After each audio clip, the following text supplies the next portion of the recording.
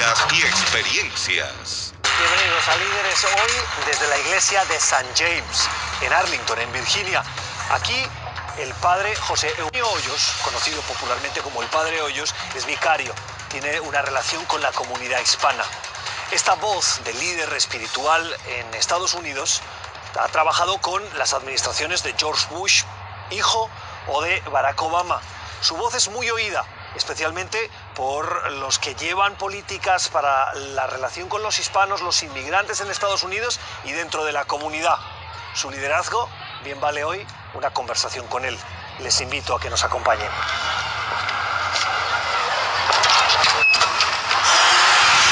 Padre Hoyos, bienvenido a Líderes. Lleva 30 años usted en Estados Unidos y llegó como inmigrante. ¿Cuál es su experiencia? Bueno, mi experiencia ha sido una experiencia de aprendizaje, una experiencia para crecer más, para conocer más y para insertarme más en este sistema aquí en los Estados Unidos. Al comienzo fue muy difícil por el idioma y también por la cultura, que era bastante fuerte hace 30 años. Pues no había tantos hispanos como los tenemos ahora, pero ya nos hemos insertado, ya conocemos el sistema y ahora lo que hacemos es que el sistema, nosotros no caminar con el sistema, sino que el sistema camine con nosotros. ¿Es más difícil hoy ser inmigrante en Estados Unidos que cuando usted llegó? Mucho más. El inmigrante anteriormente tenía mucho más posibilidades, se le abrían muchos campos para que rápidamente pudiera arreglar su situación migratoria, habían posibilidades, oportunidades. Ahora no. Este país que anteriormente se llamó el país de las oportunidades atraía mucha gente. Ahora vemos que ahuyenta a la gente que viene al país y eso es lo que estamos viviendo actualmente. ¿Cómo está la comunidad? La comunidad en estos momentos está muy resentida, muy dolorida. Hay muchas preguntas que se están haciendo sobre las oportunidades que se les han negado, el dolor que estamos viviendo dentro de un sistema que nos ha marchitado bastante. Y yo creo que esto es importante que nosotros miremos y evaluemos porque hay mucho dolor, hay muchos temores, hay mucha persecución en nuestra comunidad inmigrante. ¿Cómo hace alguien que está al frente de el apoyo espiritual y humano de una comunidad que está sufriendo para alentar el espíritu de optimismo, de ilusión, de futuro y usted no desmoralizarse cuando constantemente ve que las cosas no van a mejor? Bueno, hemos cambiado las técnicas que utilizábamos hace 30 años, ahora ha habido una evolución hasta nuestra forma de cómo darle la bienvenida a la persona. Hemos creado, por ejemplo, grupos de apoyo parroquiales a nivel diocesanos y la conferencia de obispos se ha movilizado mucho más en los Estados Unidos para darnos a nosotros ciertas pautas de cómo nosotros ayudar a estas comunidades, cómo mitigar el dolor, cómo mitigar, por ejemplo, el temor a las deportaciones, que es lo que estamos viviendo nosotros. Ya casi no hay respeto, por ejemplo, del inmigrante, si viene a una iglesia, si va a un grupo comunitario, si va a un hospital, si se monta en un bus. Entonces todo eso nosotros damos programas que ayuden a los inmigrantes a sentirse en casa. La Iglesia Católica juega un papel muy importante y primordial. Somos protagonistas para que ese inmigrante sea parte de esta familia y así ayudarle en ciertos programas donde se sienta protegido o por lo menos en su parte moral, porque el sentimiento no es tanto de no conseguir un trabajo, de no tener acceso, por ejemplo, a las partes de los médicos, a un hospital, a unas medicinas, a una educación adecuada, sino a que tenga una paz interior, porque hay mucha depresión en nuestra comunidad, hay mucha ansiedad, hay mucho estrés y eso lo estamos experimentando, que es el dolor más fuerte que tiene el inmigrante hoy en día en los Estados Unidos. Usted trabajó con la administración de George Bush padre como asesor en educación y luego con la presidencia de Barack Obama, o sea, ha estado con los republicanos y los demócratas. ¿Esta presidencia cómo la definiría? Bueno, primero quiero aclararte que no me metí en política. Me metieron en política, pero gracias a Dios no fue tan político, porque para eso hubo que tener un permiso especial de mi diócesis y un permiso especial para yo poder colaborar, diríamos así, a honor, ¿no? No recibía un sueldo, simplemente éramos consejeros en la calidad de educación de los Estados Unidos, donde investigábamos las oportunidades que tenían los latinos para recibir las becas, que le llamamos los scholarships, que no hubiera discriminación en nuestras comunidades, que tuvieran estas personas también un mismo nivel. Esa fue nuestra lucha. ahora con el presidente Donald Trump ha sido mucho más difícil, ha sido la persona donde más barreras nos ha puesto y donde quiere construir más muros, no solamente en la frontera de los Estados Unidos, sino en la frontera de nuestras propias comunidades. ¿Y cómo define esta presidencia? Bueno, yo la defino como una presidencia donde sus frutos han sido brotes de crisis humanitarias que nos ha afectado, donde hemos visto la cantidad el éxodo masivo de niños pequeños que han cruzado la frontera. Hemos visto también donde mucha gente está viviendo en el limbo en los Estados Unidos, tiene miedo a salir a las calles, cuando debía ser un gobierno de amor, de fraternidad, de unidad, y donde un presidente que se le olvidó que este es un país hecho de inmigrantes, donde en Dios confiamos, pero estamos confiando de pronto es en otros valores que no son lo que han caracterizado a los Estados Unidos. Estados Unidos nos ha dado la acogida desde unos comienzos, pero se nos ha olvidado. ¿Cree que hay una contradicción entre lo que representan los valores conservadores republicanos de familia, de compromiso con la religión, con las políticas que está impulsando esta administración, que si bien es republicana, por lo que usted escribe, no es sensible a esos valores? No son sensibles, aunque el actual presidente quiso o ha querido apoyar, por ejemplo, lo que es el derecho a la vida. Nos dio un mensaje cuando éramos casi 500,000 de personas en Washington, fuimos a marchar defendiendo la vida y él dio un mensaje. Son pañitos que está poniendo como para suavizar la rigidez que tiene dentro de su gobierno, pero yo creo que un gobierno debe pensar siempre en los valores, en la familia, que es lo que hace que los gobiernos puedan salir adelante, en defender la vida.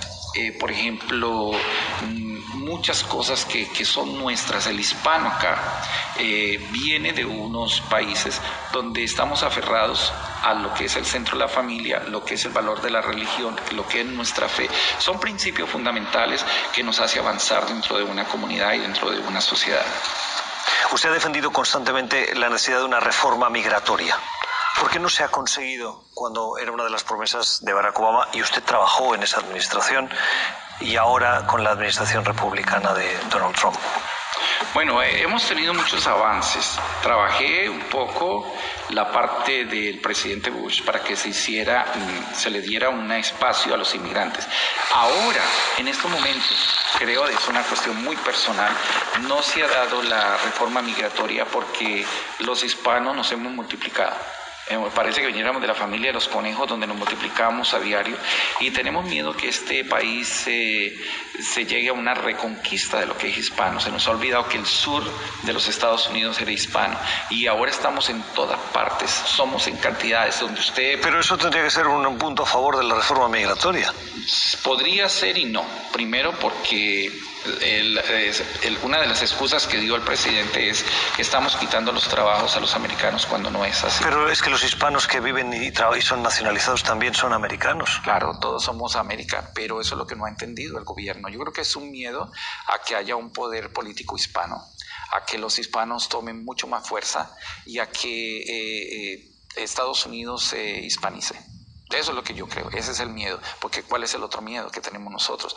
Cuando le hemos presentado varias propuestas al gobierno de los Estados Unidos de que si por ejemplo, en este momento nosotros le damos la residencia a todos los indocumentados, va a ser una ganancia mucho más grande. A Estados Unidos le preocupa más el dinero que la persona. Entonces creemos nosotros que esto puede traer una gran bonanza porque tendría un castigo cada persona indocumentada de pagar una fianza o de pagar un castigo que llamaríamos así, y esto aumentaría el tesoro de los Estados Unidos. Continuamos con Líderes. En Líderes hoy con el padre José Eugenio Hoyos, el padre Hoyos. ¿Usted cuándo descubrió su vocación al sacerdocio católico? Bueno, uno de mis deseos era estudiar arquitectura en la Universidad Javeriana de Bogotá. Pero creo que Dios quería que no fuera arquitecto de edificios, ni puentes, ni muros, mucho menos muros, sino que fuera un arquitecto de almas. Y desde eso empecé yo a sentir de que tenía un liderazgo por dentro de ayudar a la comunidad. ¿Cursó arquitectura? Alcancé a estudiar un año, pero vi que esa no era mi carrera, que mi carrera era mucho más interesante, era mucho más profunda. Por ejemplo, de ayudar a todas las comunidades y tenía un sentido mucho más humanitario y me gustaba más la vida espiritual. Por dentro había un fuego. Por eso es que soy una persona que me encanta la iglesia y si volviera a nacer volvería a ser sacerdote.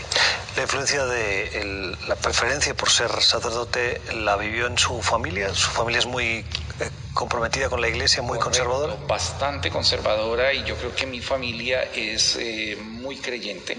Por lo tanto, mis padres me enseñaron unos valores a querer a la vida sacerdotal, respeto a los sacerdotes, a aceptar a los sacerdotes.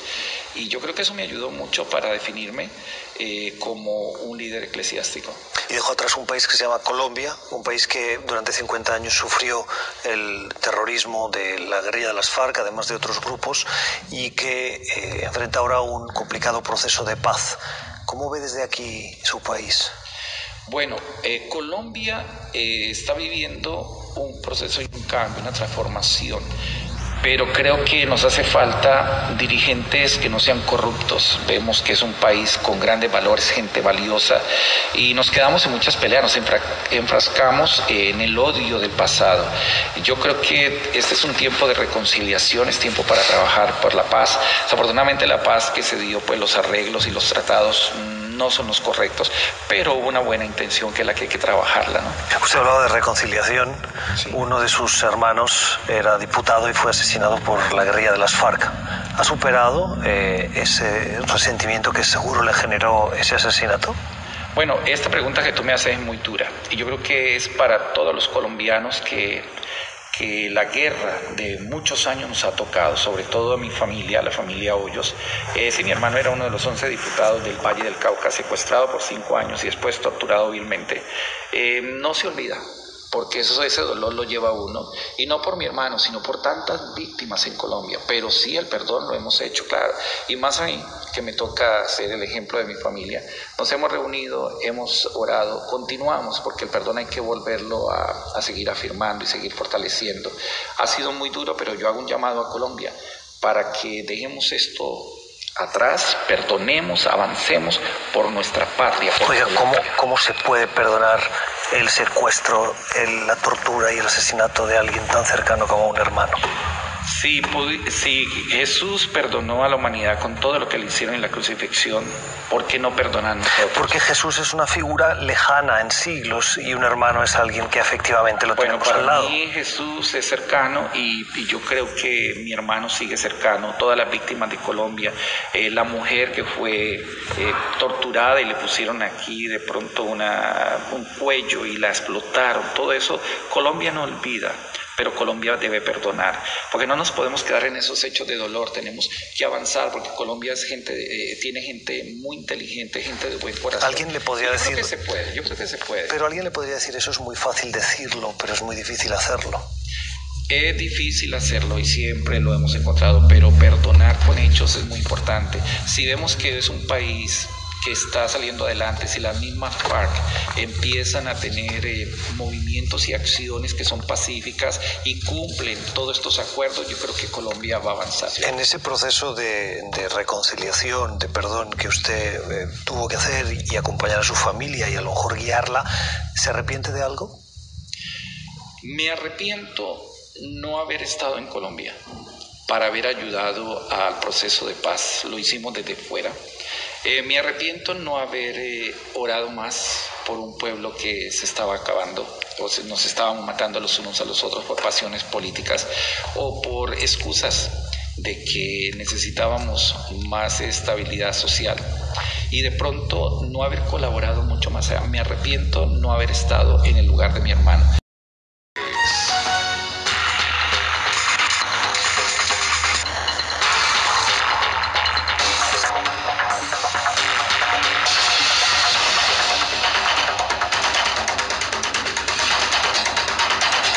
Esta iglesia de origen colonial tiene más de 100 años y usted llegó aquí hace 8, se encarga de la comunidad hispana. Los sacerdotes, los vicarios, son líderes de sus comunidades. ¿Cómo cree que es hoy el liderazgo de la iglesia?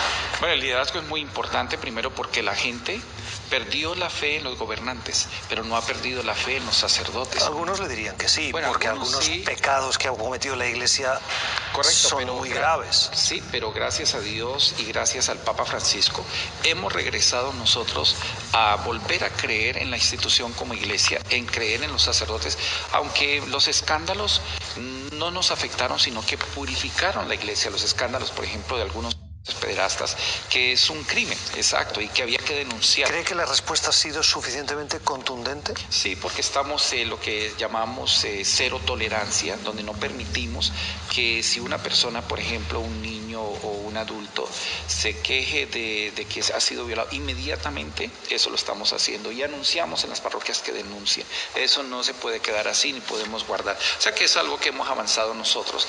Y la comunidad cree en sus sacerdotes, ha vuelto a creer, es la única esperanza que tienen todavía, es donde pueden aferrarse a través de su fe, a través de toda la riqueza de la iglesia que son los sacramentos, que es su predicación, que son los sacerdotes.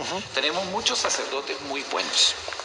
Entonces me parece a mí que eso es muy importante, volver a creer en el sacerdote como enviado del Señor y como líder de la comunidad. Y ese es nuestro trabajo, porque nos toca pelear a nosotros para que se respete al hispano, que se respete a la persona, sea hispano, sea moreno, sea afrodescendiente, sea vietnamita. Tenemos nuestra misión de que son hijos de Dios, nuestras ovejas. ¿Cómo valora usted el liderazgo del Papa Francisco? El Papa Francisco para nosotros es un gran ídolo. El Papa Francisco para nosotros es alguien que nos ha llenado verdaderamente esos espacios que se habían perdido dentro de la iglesia. Para los sacerdotes ser más pobres, más allegados hacia la gente, oler a oveja. Y eso es lo importante. Tenemos que oler a El olor de una granja no es muy agradable. No muy agradable, pero imagínate el sacrificio que tenemos que hacer. Anteriormente yo creo que sí se daban en muchos lugares de misión, pero en Estados Unidos encontramos una iglesia que necesitaba acercarse más al pobre. ¿Cree el Padre Hoyos en los milagros?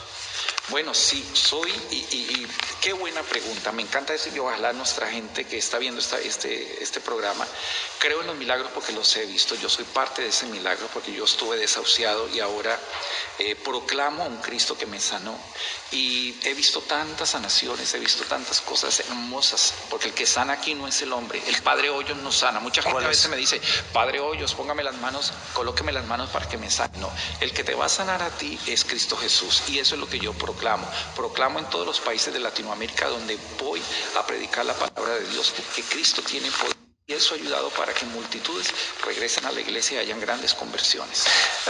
Dígame, para cerrar el programa, el milagro que más le ha llamado la atención, el que más llamativo. Bueno, hemos visto, por ejemplo, de una persona desahuciada que la iban a desconectar. Fui al hospital a orar por esta persona y los médicos me llamaron la atención a decirme que médicamente y científicamente ya estaba muerto. Y después de unos días vemos que la persona volvió a la vida y ahora anda en silla de ruedas y está dando testimonio. Padre Hoyos, gracias por haber estado en Líderes. A ustedes. Suerte.